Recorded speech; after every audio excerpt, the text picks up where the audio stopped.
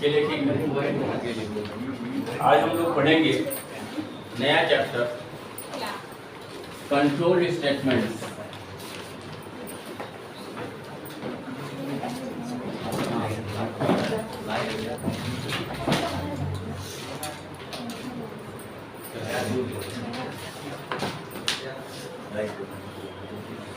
आप लोग कभी कभी YouTube पे जो आ रहा है वीडियो उसको भी देख लिया करिएगा कि जैसे क्लास में कोई चीज़ आप मिस कर रहे हैं तो वहाँ पे उसको देख कर एक बार कवर सकते हैं। और अगर उसको देखेंगे तो हो सकता है कि कोई चीज़ आपको समझ में ना आई हो तो आप दोबारा क्लास को पूछ भी हो सकते हैं। कंट्रोल स्टेटमेंट्स एक लाइन लिखिए इसके बारे में।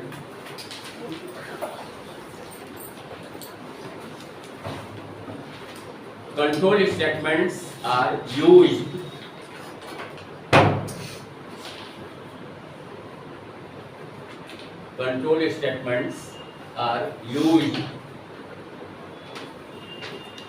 to define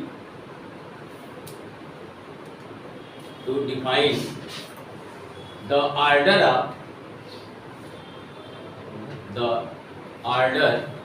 of execution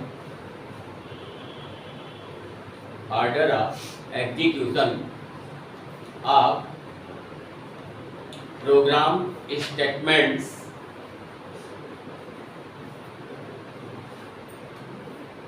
program statements according to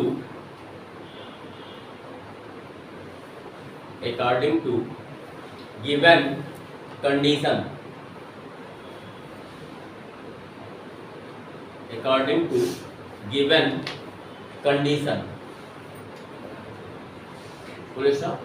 In Python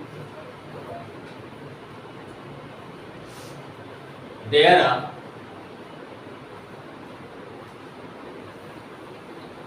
two control statements.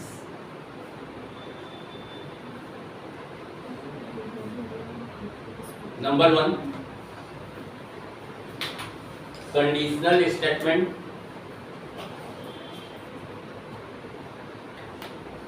और second looping statement.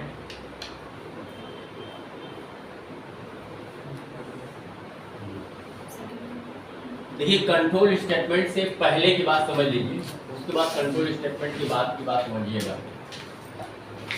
Control statement से पहले क्या हुआ है, जो हम प्रोग्राम बनाए हैं तो कोई भी प्रोग्राम हम लिखे हैं, आप लोग इसको मत लिखिएगा, कई बार आप लिख चुके हैं। तो जैसे कोई एक स्टेटमेंट हम यहाँ पर लिख रहे हैं a = 10, b = 15, c = 20, d = a + b + c और प्रिंट d। ठीक, इसका एग्जीक्यूशन कैसे? तो इसका एग्जीक्यूशन एक सीक्वेंस में सबसे पहले पहली लाइन को एग्जीक्यूट किया, फिर उसके बाद दूसरी लाइन एग्जीक्यूट हुआ, फिर उसके बाद तीसरी लाइन एग्जीक्यूट हुआ, फिर आगे की लाइन, फिर उसके बाद आगे की लाइन, और इस तरह से पूरा प्रोग्राम एग्जीक्यूट हो गया। लेकिन हर बार जब हम प्रोग्राम बनाएंगे या प्रोग्राम जब हम बनाते हैं तो यही ऑर्डर नहीं होता है। कई बार हम ऑर्डर को चेंज करना चाहते हैं।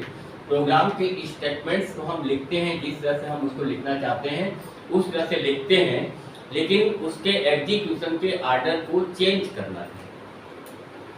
और प्रोग्राम के एग्जीक्यूशन के स्टेटमेंट्स के एग्जीक्यूशन के ऑर्डर को चेंज करने के लिए कंट्रोल स्टेटमेंट का यूज होता है। बात समझ आ रही कंट्रोल स्टेटमेंट क्या है? तो ये कंट्रोल स्टेटमेंट दो तरह का होता है, एक कंडीशनल स्टेटमेंट और दूसरा लूपिंग स्टेटमेंट। तो पहले वाले के बारे में पहले देखते हैं, conditional statement.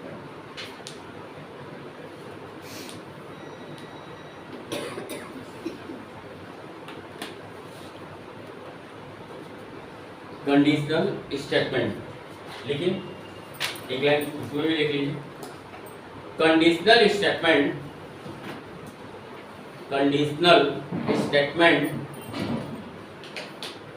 Is used to check condition, to check the condition and executes single statement,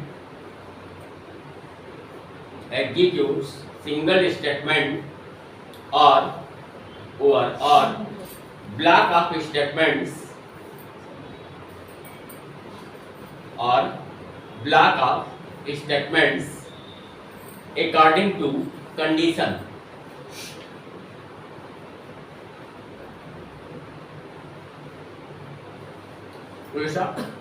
In Python, conditional statements are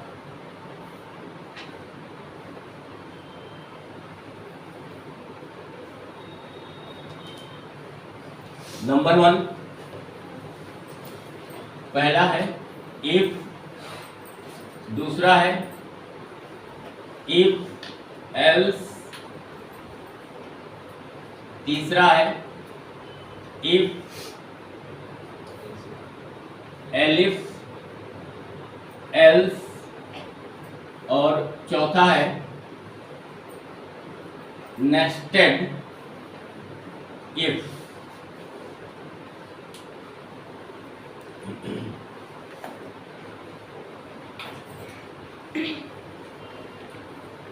ये 4 तरह के कंडीशनल स्टेटमेंट्स हैं जिनका यूज हम करेंगे। कुछ अलग प्रोग्रामिंग लैंग्वेजेज जो हैं, सी लैंग्वेज है, C++ है, जावा है, बहुत सारे लैंग्वेजेज है, उसमें एक और हमको स्टेटमेंट मिलता है go to statement, go to statement. लेकिन पाइथन में गो टू स्टेटमेंट नहीं है। गो टू स्टेटमेंट से कंट्रोल को हम कहीं भी ट्रांसफर कर सकते हैं अनकंडीशनली। अनकंडीशनली कंट्रोल को कहीं भी ट्रांसफर किया जा सकता है गो टू स्टेटमेंट से। पाइथन में क्यों नहीं है ये जान लीजिए। पहले तो गो टू को समझिए कि गो टू से कैसे हम कंट्रोल को ट्रांसफर करते हैं। जैसे मान लो ये हमारा कोई प्रोग्राम है, यहाँ तक एग्जीक्यूट हुआ, उसके बाद यहाँ आने के बाद फिर कंट्रोल को वापस हम यहाँ ले जाना चाहते हैं, तो यहाँ पर हम लिखते हैं गो टू, और जहाँ जाना है उसके लिए कोई एक नेम हम यहाँ पर डिफाइन कर देते हैं। मान लो यहाँ पर हमने डिफाइन कर दिया L, गो टू L, और जहाँ भेजना है कंट्रोल को वहाँ पर उस लेबल नेम को, इसको लेबल नेम कहा जाता है, L को कोई भी नाम दे सकते हैं, और वहाँ पर वो लेबल नेम डिफाइन करके फुल कॉलन साइन लिख दिया जाता है। अब जब इस ब्लॉक का या ये पूरा का पूरा जो स्टेटमेंट लिखा गया है इसका एग्जीक्यूशन कैसे होगा, ऊपर से इसका एग्जीक्यूशन होते हुए आएगा, ऊपर से नीचे की तरफ आएगा, और जब कंट्रोल यहाँ आएगा तो वापस इसको यहाँ भेज देगा, और फिर से ये एग्जीक्यूशन वहाँ से शुरू कर देगा। और केवल ऊपर ही नहीं, अगर हम इसको चाहें तो कहीं अगर नीचे भेजना चाहें तो हम इसको नीचे भी कहीं भी भेज सकते हैं। अगर मान लो हम इसको यहाँ भेजना चाहते हैं, बीच के लाइनों को स्किप करना चाहते हैं, तो हम इससे गो टू L ऐसे भी, बात समझ में आ रही है। तो गो टू का यूज यहाँ नहीं है, पाइथन में नहीं है, ठीक है। बस आपको थोड़ा सा गो टू के बारे में बता रहे हैं ऐसे ही कि गो टू से अनकंडीशनली कंट्रोल को ट्रांसफर कर गया। अब पाइथन में क्यों नहीं, ये एक सवाल होता है। तो पाइथन में इसलिए नहीं है कि ये जहाँ भी यूज होता है, चाहे वो सी लैंग्वेज हो, C++ हो या और कोई भी लैंग्वेज हो, वहाँ पर कहा गया है कि गो टू को अवॉइड करना चाहिए, गो टू को अवॉइड करना चाहिए। रेयरली अगर उसके बिना काम न चलता हो तभी आप गो टू का यूज करें। तो जब उसको बाकी लैंग्वेजेज में अवॉइड करने के लिए कहा गया है गो टू को, इसलिए पाइथन से गो टू को बिल्कुल हटाई दिया। बात समझ में आ रही है आप लोगों को, ठीक। तो अब इसमें से सबसे पहले हम इफ, तो ये गो टू किस में है लगता है, सी लैंग्वेज में, सी में है, C++ में, कई सारी लैंग्वेज में, ठीक है। लेकिन वो सब लोगों को पढ़ना नहीं है, हम लोग को पढ़ना है यहाँ पे, तो यहाँ नहीं होता, ठीक ना, यहाँ नहीं होता है। तो सबसे पहले हम लोग इफ स्टेटमेंट के बारे में पढ़ेंगे।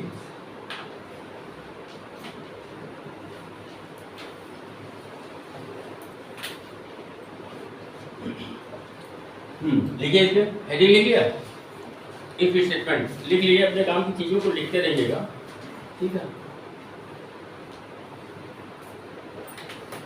लिखिए, the syntax of if statement is, the syntax SYNTAX, the syntax of if statement is, dash के बाद नीचे सिंटैक्स लिखना, नीचे इफ, फिर उसके बाद कोई कंडीशन, फिर उसके बाद फुल कॉलन साइन। ये फुल कॉलन साइन यहाँ पे लगाना अनिवार्य है क्योंकि ये सिंटैक्स का ही हिस्सा है। और उसके बाद यहाँ पर स्टेटमेंट सिंगल या मल्टीपल, ठीक है। एक भी स्टेटमेंट हो सकता है और एक से ज़्यादा स्टेटमेंट भी हो सकता है। तो यहाँ पर आगे इसके बारे में लिख दें कि ये स्टेटमेंट्स हमारे प्रोग्राम स्टेटमेंट्स ये सारे के सारे, ठीक है। अब यहाँ पर 4-5 लाइन हमने यहाँ पे ऐसे ड्रा कर दिया है, मतलब ये 4-5 स्टेटमेंट्स हैं, वो उससे ज़्यादा भी हो सकता है, उससे कम भी हो सकता है, सिंगल स्टेटमेंट भी हो सकता है। तो कुछ डर आ गया, बात समझ में आ रही है। इंडेंट का हमेशा ध्यान रखना है, ठीक है, कि इंडेंट के साथ ये जो ब्लॉक ऑफ स्टेटमेंट है, ये ब्लॉक ऑफ स्टेटमेंट इंडेंट के साथ लिखा जाएगा। वैसे आप पाइथन के एडिटर पर जब ये प्रोग्राम लिखेंगे, जब ये लाइन लिखेंगे और फुल कॉलन लिखने के बाद जैसे ही आप इंटरव्यू फेस करेंगे तो कर्सर ऑटोमेटिकली इसके नीचे ही आएगा, मतलब वो इंडेंट छोड़कर ही कर्सर मिलेगा। अब उसी के आगे आपको लिखना। बात सबको समझ में आई? तो इसके बारे में एक लाइन और लिख लीजिए नीचे सिंटैक्स के बाद। इन दिस स्टेटमेंट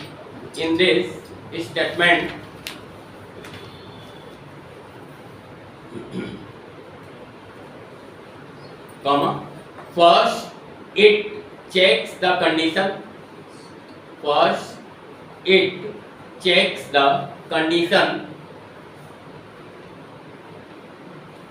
फिर comma, if condition is true,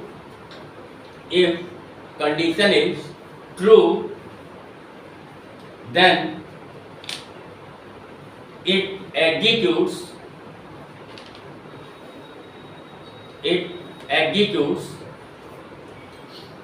single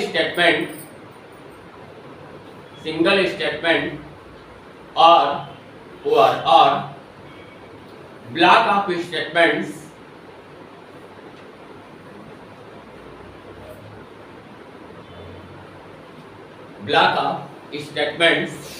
just below the if statement.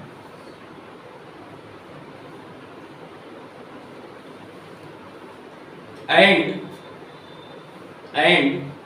if condition is false, it skips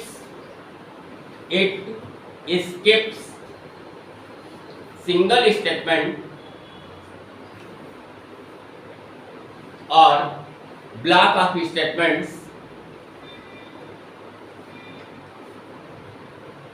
single statement or block of statements that are given just below the if statement. And so just below the if statement and control goes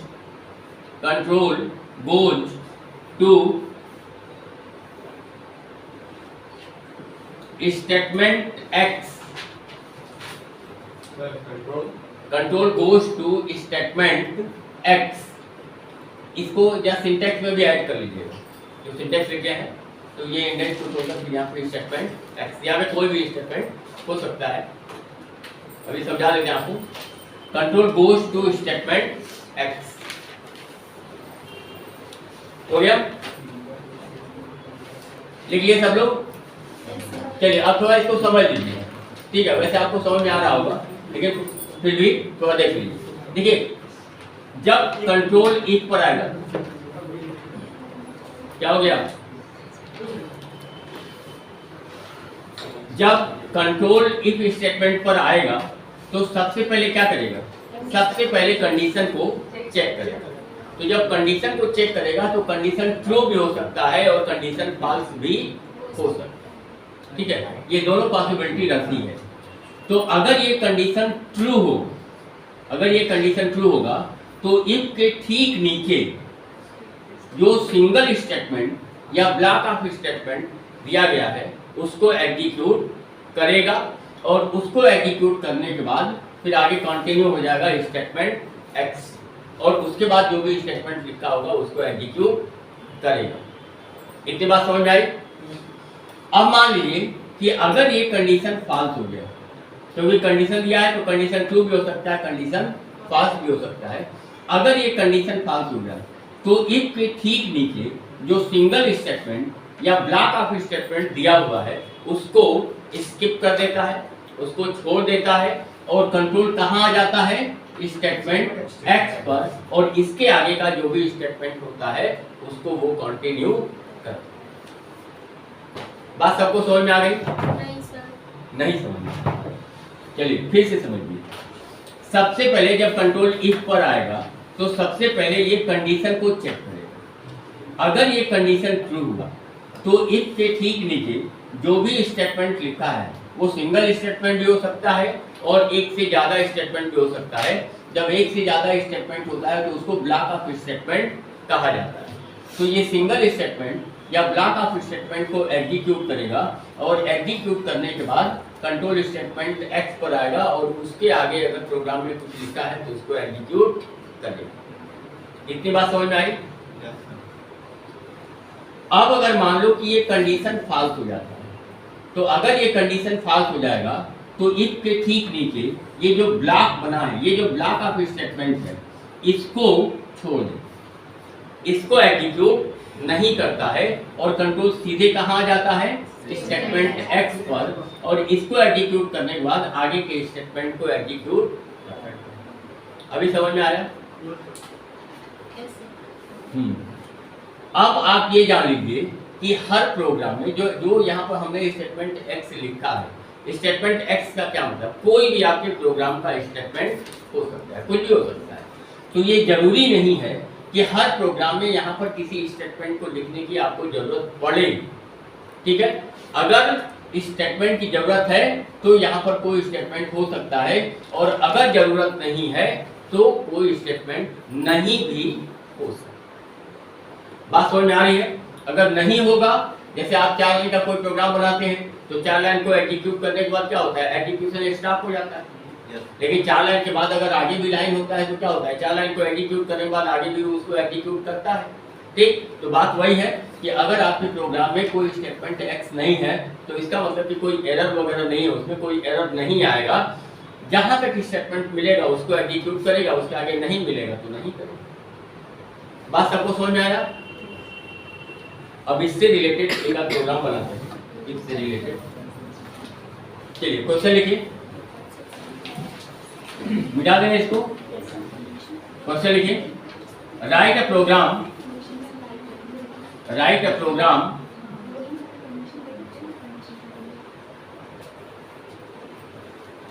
to check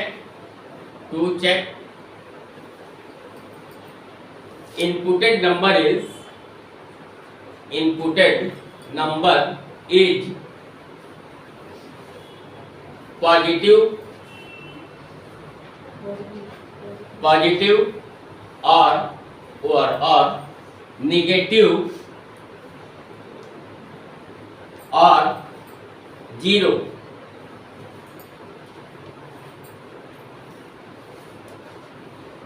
question तो समझ में आ गया होगा? एक number आपको input करना है और उसको चेक करना है कि जो नंबर इनपुट हुआ है वो पॉजिटिव है या निगेटिव है या 0 है। ठीक है, प्रोग्राम बनाना है। तो प्रोग्राम बनाने के लिए स्टार्ट कैसे कर सकते हैं, बोलिए, इफ से। सबसे पहला काम इनपुट करने को, ठीक है।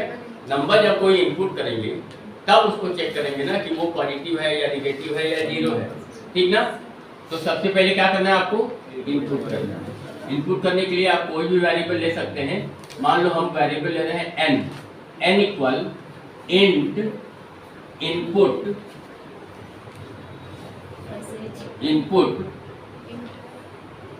Enter any number.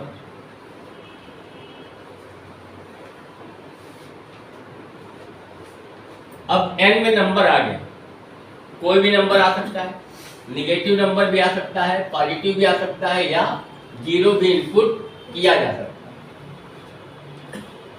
अब यहां पर क्या करेंगे, इफ कैसे पता करेंगे कि नंबर पॉजिटिव है,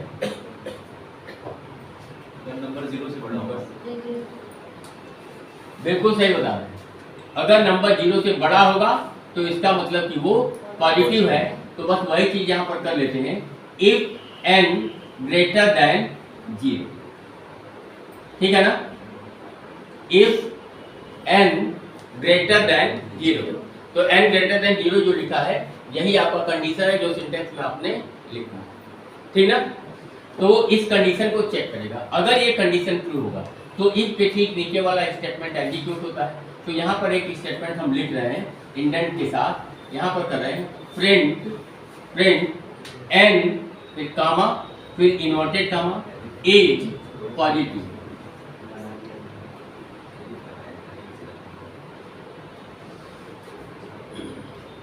ठीक, लेकिन ये भी तो हो सकता है कि जो नंबर आपने इनपुट किया वो नेगेटिव हो, तब ये क्या होगा, कंडीशन फॉल्स हो जाएगा, तब ये कंडीशन फॉल्स हो जाएगा। अब क्या कर सकते हैं बताइए। हाँ बिल्कुल आप लोग सही बता रहे हैं।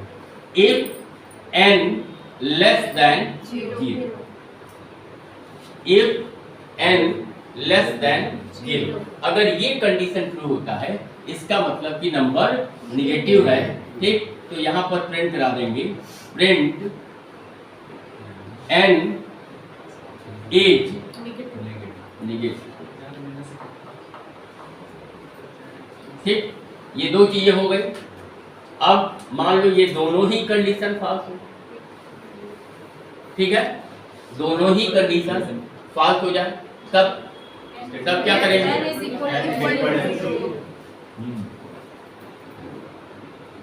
आप लोग बहुत समझदार हो गए हैं, वो से पहले से ही n इक्वल टू 0, हमको तो कुछ करने की जरूरत ही नहीं है, आप लोग बता रहे हैं। सर स्टेटमेंट भी तो दे सकते हैं, स्टेटमेंट एक्स बोलता इफ लगाने की जरूरत नहीं है, स्टेटमेंट एल्स एक्स वाला जो एक्स, हां सीधा प्रिंट करते हैं उसको, print n equal to 2 line में बताते हैं, ठीक है, थोड़ा गड़बड़ हो जाएगा, थोड़ा गड़बड़ हो जाएगा। अभी पहले इसको कर लेते हैं फिर उसको बता देते हैं जो आपकी जिज्ञासा है। प्रिंट क्या मैसेज क्या प्रिंट करना है, n इज 0, बिल्कुल। तो n की वैल्यू 0 ही आ जाएगी, ठीक ना। तो ऐसे ही केवल मैसेज ही लिख देते हैं, ठीक है, कि इट इज 0, ठीक ना। ये सही है ना, बोलिए। अगर मान लो अगर यहाँ पे लिखते n, फिर जैसे ये लिखा है वैसे लिख देते कि n इज 0, ठीक है। तो n की वैल्यू तो 0 ही रहती, तो फिर क्या प्रिंट करता, 0 इज 0। अच्छा बात समझ में आ रही है ना, अच्छा नहीं लगता ना कि 0 कोई कर रहा है कि 0, अरे भाई 0 है तो है, 0 ही है ना, फिर उसको दोबारा तो भाई इतना उसको शर्मिंदगी की उसको महसूस हो जाएगी कि 0 को 0 को भाई 0 क्या है, ऐसे लिख देते हैं इट इज 0, ठीक है ना। चलिए, तो ये प्रोग्राम आपका बन गया। अब यहाँ स्टेटमेंट x की हमको कोई जरूरत नहीं, ठीक है। तो इसीलिए हम आपको सिंटैक्स में बताए थे कि स्टेटमेंट x हो भी सकता है और नहीं भी हो। तो अब आप इसको पहले नोट कर लीजिए फिर उसके बाद समझते हैं।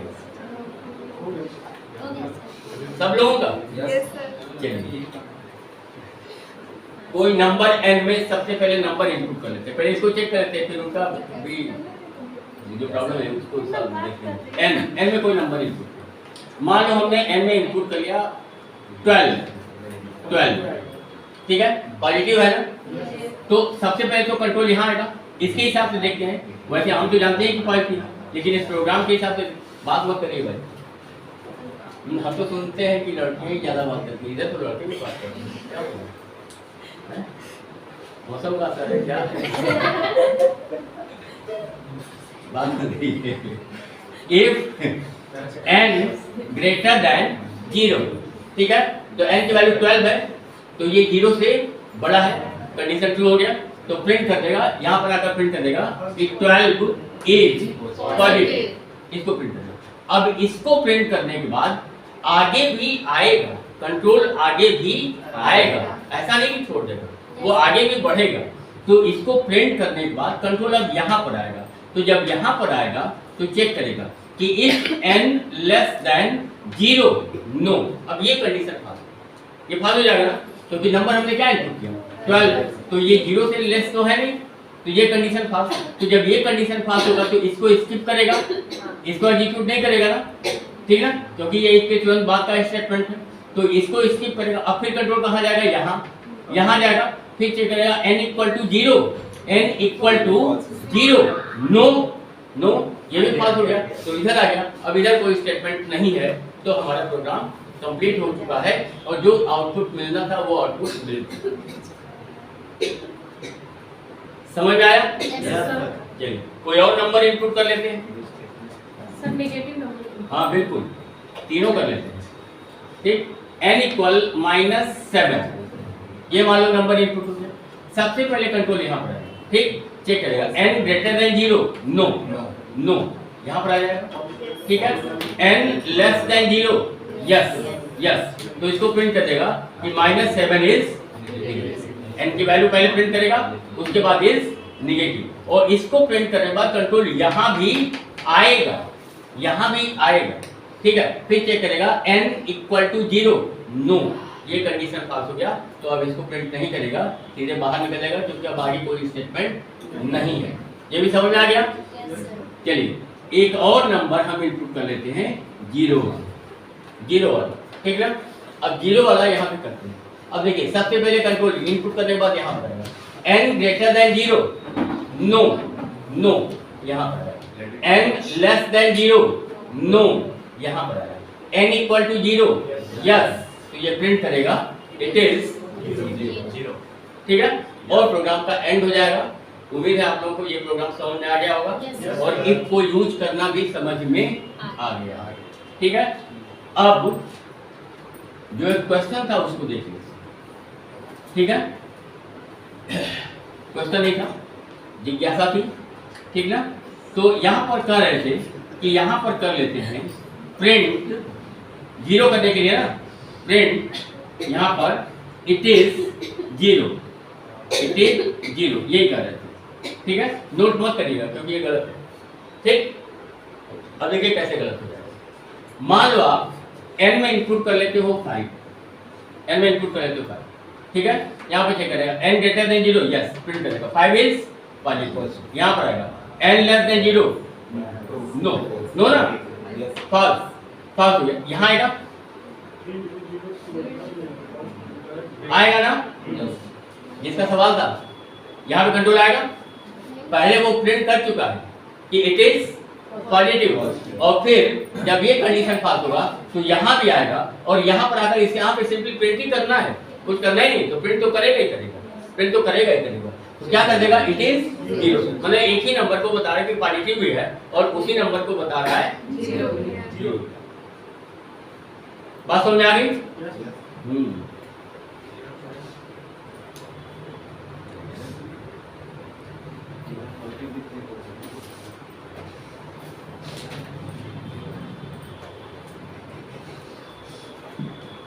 मिला लेना। Yes sir. एक और क्वेश्चन लिखिए।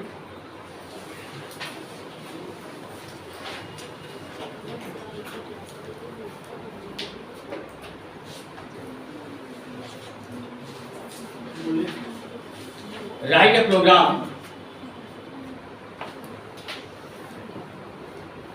program to enter age of a person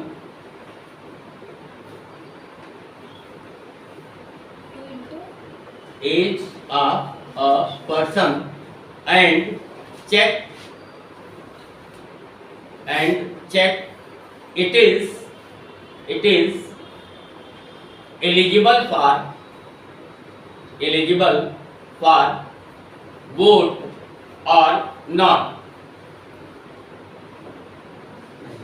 एक व्यक्ति का, एक पर्सन का एज इनपुट करना है और आपको चेक करना है कि वो वोट के लिए एलिजिबल है या नहीं। तो प्रोग्राम बन जाएगा ना? यस। बना लीजिए।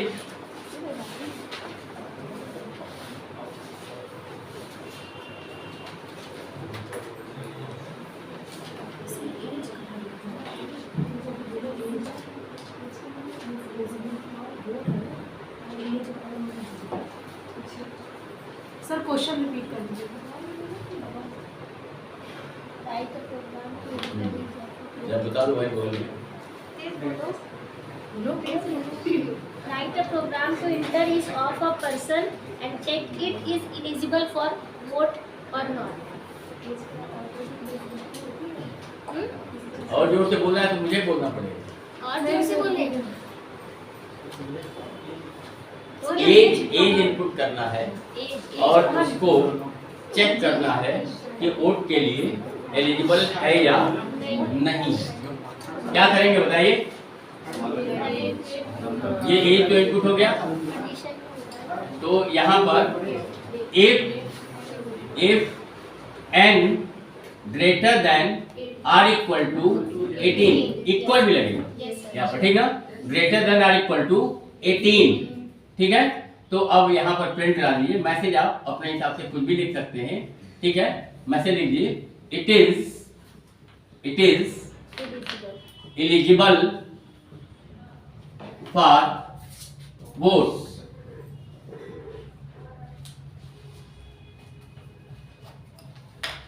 इफ n लेस देन 18, अब यहाँ इक्वल नहीं लेगा ना, लेस देन 18, प्रिंट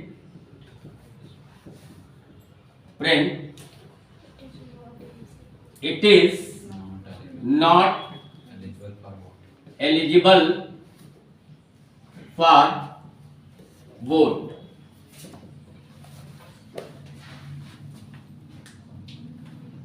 और तो कुछ लिखने की जरूरत है नहीं, हो जाएगा देखते हैं।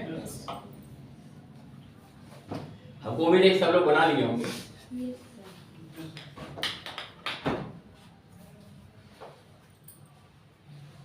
एक और question,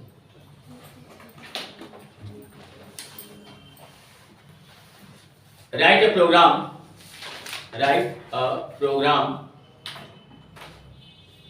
to check inputted number is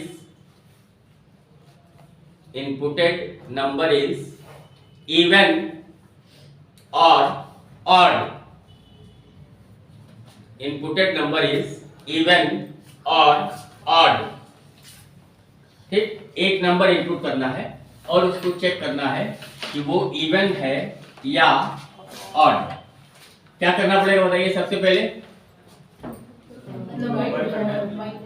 divide by 2 और इक्वल टू 0। सबसे पहले तो इनपुट करेंगे ना, तो उसको भूलिए मत। अगर नंबर आएगा नहीं तो आप किसको चेक करेंगे, ठीक है? तो सबसे पहले इंटर एनी नंबर, ये नंबर इनपुट हो गया, ठीक है? अब क्या करना है? कैसे पता लगेगा कि n में जो नंबर इनपुट होकर आ रहा है वो इवन है या ऑड? कैसे पता लगेगा? n mod इक्वल टू 0 होना चाहिए। हाँ बिल्कुल, n को 2 से डिवाइड करेंगे, अगर वो फुली डिवाइड हो जाएगा, ठीक, तो वो इवन होगा, और अगर फुली डिवाइड नहीं होगा तो ऑड होगा। कैसे समझेंगे कि फुली डिवाइड हो गया? कैसे समझेंगे? रिमाइंडर हाँ, अगर उसका रिमाइंडर वैल्यू 0 होता है तो इसका मतलब कि वो फुली डिवाइड हो गया। तो पहले हम रिमाइंडर ही फाइंड करेंगे। तो यहाँ पर लिख लेते हैं r equal to n modulus 2। ये मॉडुलस ऑपरेटर जानते हैं, ठीक ना? रिमाइंडर वैल्यू रिटर्न करता है तो n मॉडुलस 2, जो भी रिमाइंडर वैल्यू होगा वो r वेरिएबल में आ जाएगा। ठीक, अब यहाँ पर चेक कर लेते हैं इफ r इक्वल टू 0, ठीक ना? अगर ये रिमाइंडर वैल्यू 0 है तब इसका क्या मतलब हो गया? नंबर इवन है। Print n is even, n is even, ठीक है?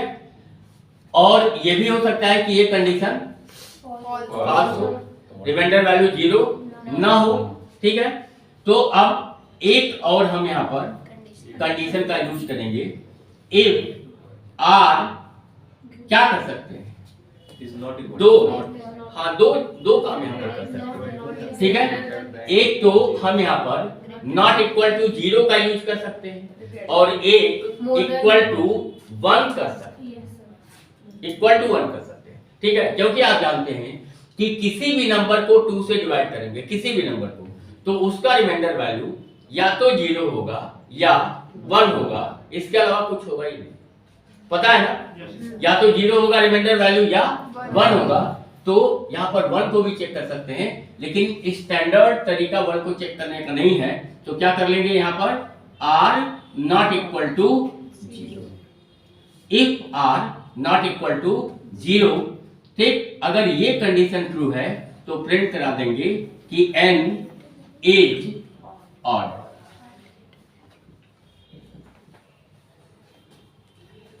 हो गया, बन गया प्रोग्राम। सर अगर यूजर 0 एंटर कर दिया तो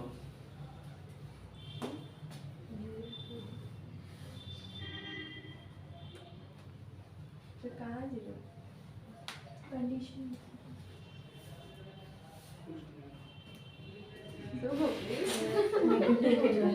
जीरो बचेगा ही, रिमाइंडर बचेगा ही, नेगेटिव 0 को 2 से डिवाइड करेंगे तो रिमाइंडर क्या मिलेगा? हाँ तो इसके अकॉर्डिंग वो सही होगा कि नहीं? हैं? नहीं, सही होगा। दो चीज तो चेक कर रहे हैं, इक्वल टू 0 या नॉट इक्वल टू 0, ठीक है? तो जैसा क्वेश्चन वैसा आंसर, यही ना हो सकता है, ठीक है? अगर आप 0 को 2 से डिवाइड करते हैं, रिमाइंडर चाहे कुछ भी बचे, ठीक है? तो अगर वो रिमाइंडर वैल्यू अगर इक्वल टू 0 होगा तब वो प्रिंट करेगा कि इवन है। अगर वो रिमाइंडर वैल्यू इक्वल टू 0 नहीं होगा तो प्रिंट करेगा कि वो ऑड है, ठीक है? बाकी देख लीजिए। हो गया? लिख लिए सब लोग? तो यहां पर हम केवल इफ का यूज कर रहे हैं, ठीक है? तो केवल इफ का यूज करके बहुत ज्यादा प्रोग्राम नहीं बना सकते हैं, तो थोड़ा इसमें और आगे बढ़ते हैं, ठीक है? इफ और एल्स का यूज कर।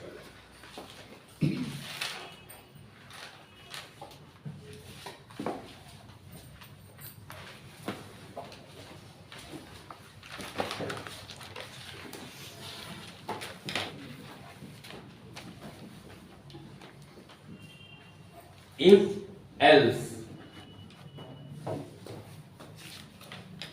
लिखे, the syntax is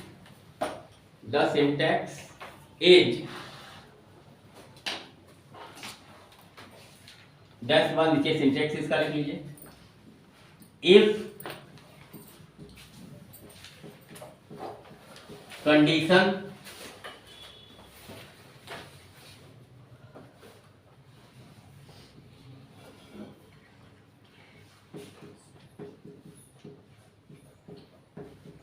statements else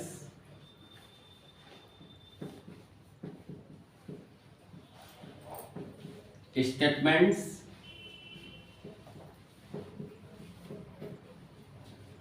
और उसके बाद स्टेटमेंट एक्स।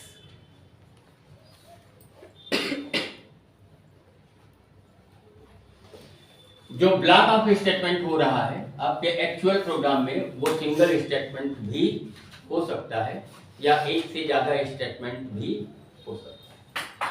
ठीक है, तो यहाँ पे सिंटेक्स लिखना है, इसलिए हम यहाँ पर 2-4 स्टेटमेंट्स को दिखा रहे हैं। ठीक, अब यहाँ पर देखिए कि सबसे पहले क्या होगा। सबसे पहले यहाँ पर कंडीशन को चेक करें, कंडीशन को चेक करें।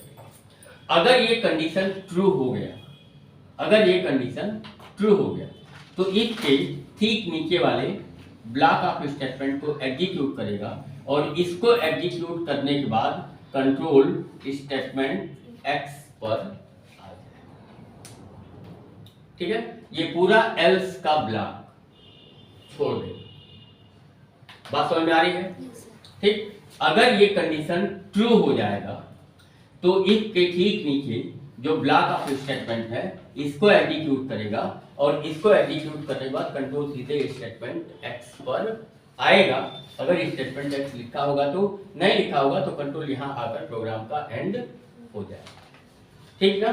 अब अगर मान लो कि कंडीशन फॉल्स हो गया, कंडीशन फॉल्स हो गया, ठीक, तो अगर ये कंडीशन फॉल्स हो जाएगा तो कंट्रोल सीधे एल्स पर आएगा। अगर ये कंडीशन फॉल्स हो जाएगा तो कंट्रोल सीधे एल्स पर आएगा और एल्स के ब्लॉक को एग्जीक्यूट करेगा और इसको एग्जीक्यूट करने के बाद फिर कंट्रोल स्टेटमेंट एक्स पर जाएगा। समझ में बात आ गई? ठीक, तो एक आधा लिख लीजिए। In this statement,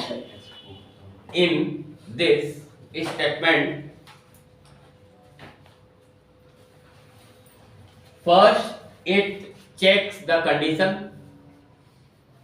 First it checks the condition, comma, if condition is true. If condition is true, then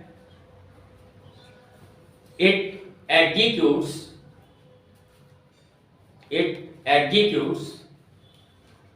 single statement or block of statements just below the if statement.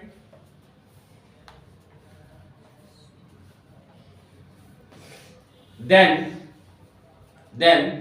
control transfers to statement X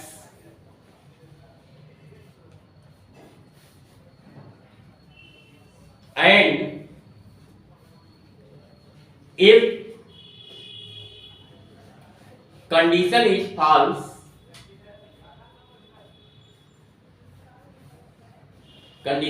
false, then control goes to else and executes single statement or block of statements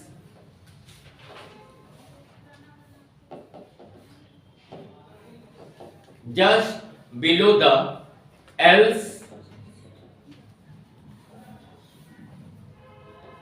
and then control goes to statement X just below the else, यानी control else पर आता है और उसके बाद else के ठीक नीचे जो स्टेटमेंट या ब्लॉक ऑफ स्टेटमेंट होता है उसको एग्जीक्यूट करता है और उसके बाद कंट्रोल स्टेटमेंट एक्स पर जाता है, गोस टू स्टेटमेंट एक्स। अभी यहाँ पे पूरा स्टेटमेंट नहीं लिखे हैं, स्टेटमेंट एक्स का मतलब यहाँ पे शॉर्ट कर दिए हैं स्टेट एक्स। हो गया, बात समझ में आ गई सबको? मिटा दे इसको। चलिए एक क्वेश्चन इससे रिलेटेड,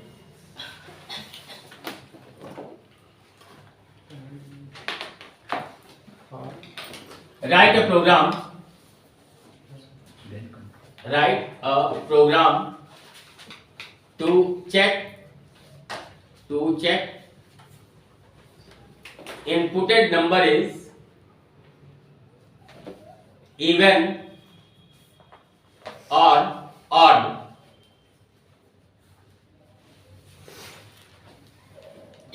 सबसे पहले क्या करना है आपको? इनपुट करना है, ठीक ना? इनपुट करना है, तो इनपुट कर रहे हैं।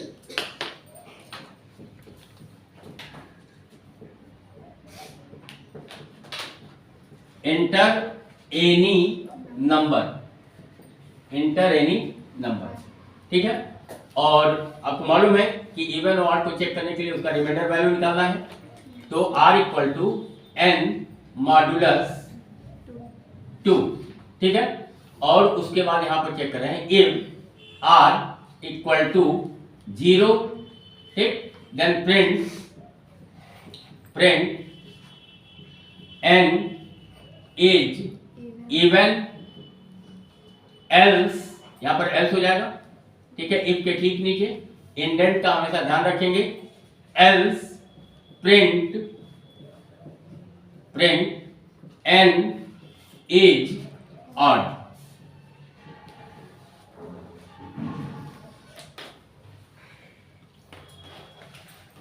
ठीक है ना? अब मान लो n में कोई नंबर हम इनपुट कर लेते हैं, n में नंबर इनपुट कर लिया 37, n इक्वल टू 37, ठीक है, ये नंबर इनपुट हो गया।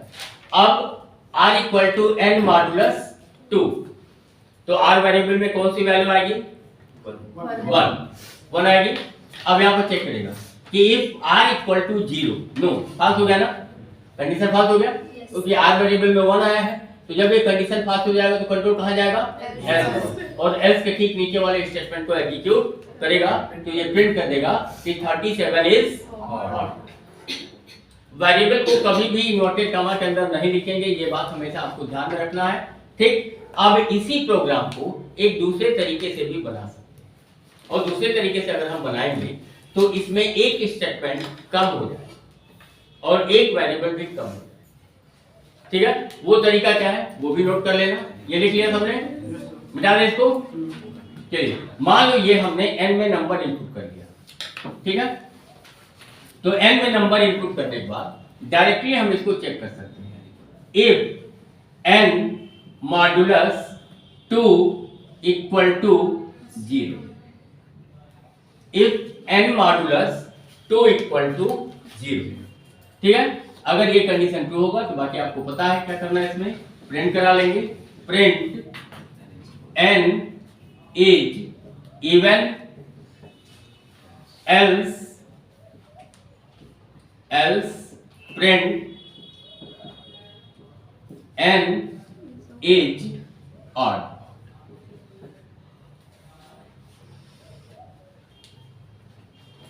समझ में आ रहा है सबको?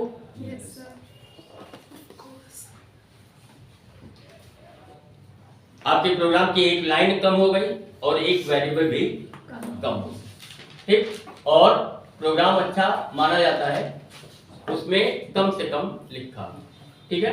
माने प्रोग्राम छोटा से छोटा तो उसको अच्छा प्रोग्राम माना जाता है। वेरिएबल्स भी जितना कम हो सके उतना कम वेरिएबल का यूज करें तो उसको प्रोग्राम को अच्छा माना जाता है, ठीक है। अब इसी तरह का एक और क्वेश्चन लिखिए, write a program to check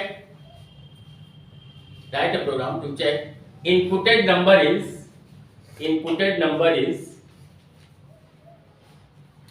divisible by 7 or not।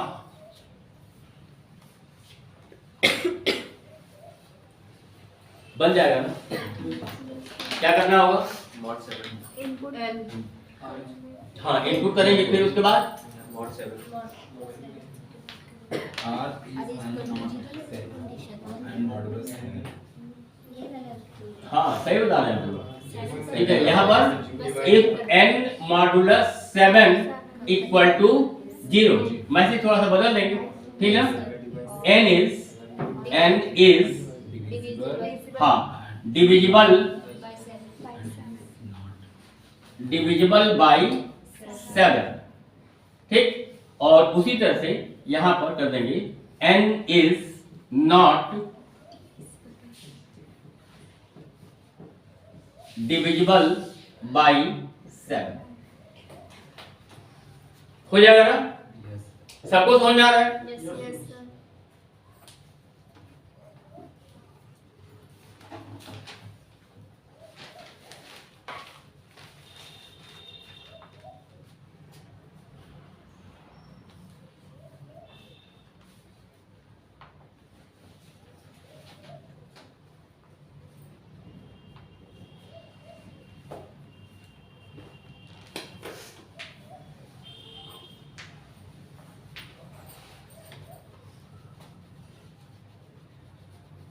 हो गया, लिख लिया सबने? सर एक नोट बस बता देंगे बोलिए। इसी प्रोग्राम को, जैसे ये 7 से डिविजिबल है, अगर इक्वल मतलब जैसे n मॉडुलस 7 करके लिखे आप, n इज डिविजिबल बाय 7, मतलब इसे एक बार फिर नहीं समझा रहा है। कोई नंबर इनपुट करो, बोलो n में कोई नंबर बोलो, क्या इनपुट करें? कोई भी नंबर जो तुम्हारे मन में आए। 343 343 ये n में नंबर इनपुट हो गया, ठीक है।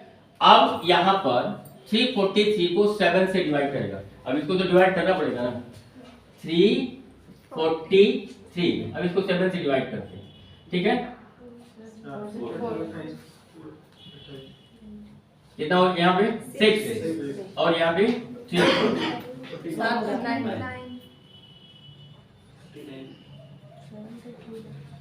रिमाइंडर क्या है? 0, ठीक है। चेक किया, if n modulus 7 equal to 0, yes yes, condition true हो गया ना, ठीक है। तो जब ये कंडीशन ट्रू हो जाएगा क्या प्रिंट करेगा? ये प्रिंट करेगा कि 343 इज डिविजिबल बाय 7, ठीक। अब अगर मान लो कि यहाँ पर तुम अगर इनपुट कर देती 345, ठीक है, तो उस केस में क्या होता? यहाँ पर ये 65 होता, नीचे 63 होता, और यहाँ पर क्या होता? 2 होता। तो रिमाइंडर वैल्यू क्या होता इसमें? 2 होता। अब यहाँ पर चेक करेगा कि if n modulus 7 equal to 0, no, condition false, condition false. तो कंडीशन फॉल्स हो जाएगा तो कहाँ कंट्रोल आएगा? एल्स पर आएगा। तो एल्स पर आएगा तो यहाँ पर आकर प्रिंट करेगा कि 345 इज नॉट डिविजिबल बाय 7। आ गया समझ में? सबको समझ में आ गया? एक और छोटा सा प्रोग्राम बना है पहले से, उसको भी कर ले। देखिए, चेक इनपुटेड एज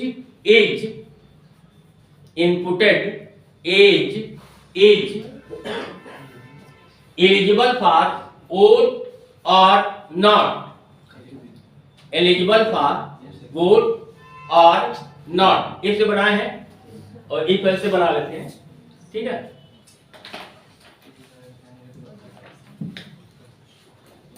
बना लेंगे आप लोग, कोई प्रॉब्लम नहीं है, क्योंकि आप लोगों को चीजें समझ में आ रही है, ठीक है।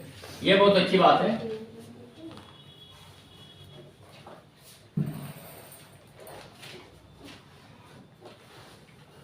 वेरिएबल को अगर आप चाहें तो थोड़ा बदल भी सकते हैं। जैसे वेरिएबल हमने यहाँ पे ले लिया एज और मैसेज लिख लिया इंटर एज।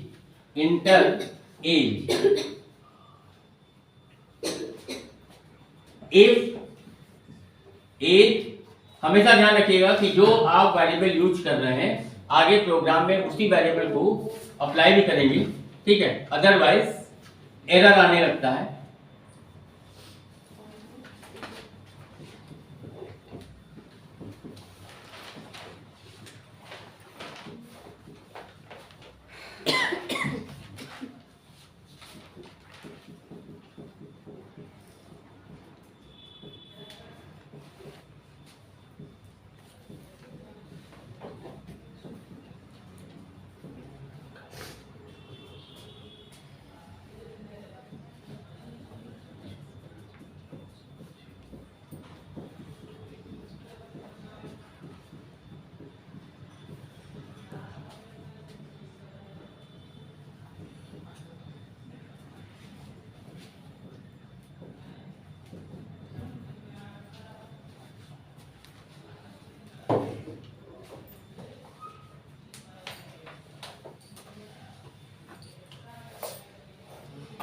अच्छा मान लो इसमें ये जो प्रोग्राम बना सही है ना?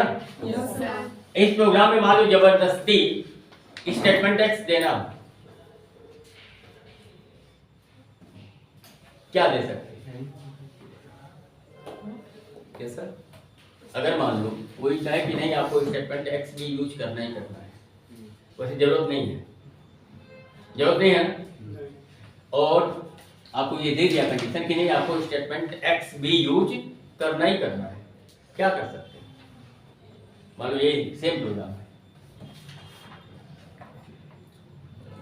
अगर ए जैसा डेसिमल में है तो लेकिन वो आईएनटी हो ही जाएगा। सोचिए, यही सोचेंगे। मंथ अगर ईयर और मंथ में रहे तो थोड़ा दूसरे रास्ते में जाके सोचिए, अगर रास्ता गलत जा रहा है। लिखा है 80 TIGST डब्ल्यू हैं? अगर अल्फाबेट में लिखा है 80 90 नंबर ना यूज करके अल्फाबेट लिखा है फिर तो एरर आने लगेगा ना, इनपुट नहीं, टाइप मिसमैच का एरर आएगा, टाइप मिसमैच का एरर आएगा, ठीक ना? तो फिर डेटा टाइप मैच नहीं कर रहा है, क्योंकि डेटा टाइप अब कैसा इनपुट है, तो वहाँ पे मैसेज एरर मैसेज आएगा, टाइप मिसमैच, कोई एरर नहीं। थोड़ा दूसरे रास्ते से, कभी कभी एक रास्ते पे जा रहे हैं, रास्ता गलत होने लगता है, तो रास्ता बदल देना चाहिए, ठीक है? तो थोड़ा दूसरे रास्ते पे सोचिए, और जब ये सोचेंगे तभी आप प्रोग्राम कर पाएंगे, क्योंकि हर दिन आपको नया प्रोग्राम मिलेगा, ठीक है? अगर आप इसमें आगे बढ़ते हैं, आप प्रोग्रामिंग के फील्ड पे जाते हैं, सॉफ्टवेयर डेवलपमेंट के फील्ड पे जाते हैं, तो रोज रोज आपको नए नए प्रॉब्लम्स मिलेंगे, और उसके लिए आपको नए तरीके से सोचना है, हर दिन नए तरीके से सोचना है, ठीक ना? क्या कर सकते हैं? अगर आपको फोर्सली देना ही है, जबरदस्ती आपको स्टेटमेंट देना ही है, तो यहाँ पर लिख देते हैं एक स्टेटमेंट, यहाँ पर प्रिंट करा देते हैं, प्रिंट एंड ऑफ प्रोग्राम। कोई प्रॉब्लम नहीं है ना? कोई प्रॉब्लम नहीं, ठीक है? अगर वो एलिजिबल होगा तो इसको प्रिंट करके कहेगा कि एंड ऑफ प्रोग्राम, और अगर नहीं होगा और स्टेटमेंट एक्स भी बन गया ना, तो स्टेटमेंट एक्स भी बन गया, ठीक है? जो बाय फोर्स उसको लिखने की वो था कि नहीं लिखना ही लिखना है स्टेटमेंट एक्स, तो लिख दिया, हो गया एंड ऑफ प्रोग्राम, ठीक है? बात सबको समझ आ रही है? ठीक है? कि अगर ये एक जो इनपुट हुआ है अगर वो 18 से ज्यादा या बराबर है तो उस केस में ये मैसेज प्रिंट करेगा it is eligible for vote, और इसको प्रिंट करने के बाद स्टेटमेंट एक्स पर आएगा, यहाँ पर आकर कर देगा एंड ऑफ प्रोग्राम। और अगर मान लो ये कंडीशन फॉल्स होता है तो कंट्रोल एल्स पर आएगा और प्रिंट कर देगा it is not eligible for vote, और उसके बाद इस लाइन को भी कर देगा कि एंड ऑफ प्रोग्राम, ठीक है? तो इस तरह से थोड़ा थोड़ा सोचना है, थोड़ा सा दाएं बाएं करके अगर सोचेंगे, ठीक है, तो आप प्रोग्राम बनाना शुरू कर देंगे अपने मन से भी। कोई भी क्वेश्चन आपके सामने आएगा, क्योंकि आप जब एग्जाम देने जाएंगे तो एग्जाम में जो हम क्वेश्चन यहाँ पे आपको करवा रहे हैं यही प्रोग्राम आएगा, ये बिल्कुल जरूरी नहीं है, ठीक है? ये कभी मत सोचना कि हम यहाँ पर जितना प्रोग्राम 200-250 प्रोग्राम कम से कम हम आपको बनवा देंगे, ठीक है? तो 200-250 प्रोग्राम बनवाने में हो सकता है क्वेश्चन से आ ही जाए, ठीक है? यह हो सकता है सबका सब आ जाए, लेकिन ये भी मान के चलना कि जो यहाँ पर हम प्रोग्राम करवा रहे हैं वो नहीं भी आ सकता, ठीक है? जैसे मान लो कि आप सीखे हैं कि 10 को और 12 को कैसे जोड़ा जाता है, ये आप सीखे, ठीक है? लेकिन आपके एग्जाम में आ गया कि 17 को और 19 को कैसे जोड़ना, जोड़ लेंगे ना? yes, अगर 10-12 को सिखाया गया है कि 10-12 को कैसे जोड़ना है तो ये तो सीखे ही, ठीक है? अब इसमें दो, एक तो ये होगा कि कुछ लोग याद कर लेंगे कि आंसर कितना है और कुछ भी आ जाए आंसर कोई नहीं करना है, और कुछ लोग जोड़ना सीख लेंगे, तो जब जोड़ना सीख लेंगे तो वो 10-12 की जगह पे 17-19 भी रहेगा तो उसको जोड़ लेंगे। तो हम आपको जोड़ना सिखा रहे हैं, ठीक है? हम आपको प्रोग्राम करना सिखा रहे हैं, हम आपको कोई आंसर नहीं बता रहे हैं कि ये क्वेश्चन है तो ऐसा आंसर, ये क्वेश्चन है तो ऐसा आंसर, ठीक है? यस। तो आज के लिए कहाँ इतना ही, ठीक है ना? आज के लिए इतना ही, कहाँ गए सब लोग? Yes, sir. सब लोग